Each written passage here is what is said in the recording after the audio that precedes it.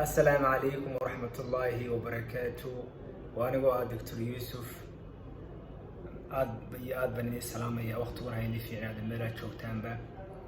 Halkan waxaan kusoo gudbinayaa video yar oo kooban oo ku saabsan arthritis-ka mar hadday bari oo ay tahay 12 October ay tahay maalinta loo qoondeeyay ee adduunka ee maalinta arthritis-ka adduunka. marka hadii jeer arthritis-ku sida ay la socono ama aan video hore uga hadlay waa arthritis-ku simple ahaan waa xanuun qof ku sababa laabatada xanuun ku sababa ama barar kugu sababa ama shaqadii laabatada hoos u dhiga. had iyo jeerna wuxuu sababa qalafsanaan xilliga qalafsanaantaasina waxay aad u sareysaa subaxii markasta waxayna hoos u qalafsanaantu kaas yaraanaysaa markasta oo aad samayso wax activity ah aad samayso.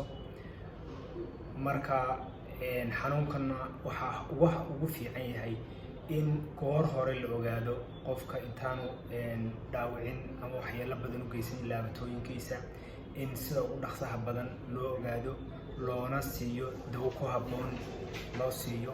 marka wacyigelinta videogan waxa weeye in la sameeyo jimicsi, la sameeyo socod, la sameeyo waayo socodka ama jimicsigu wuxuu dib u dhigaa inuu qofku ku dhaco arthritis-ka.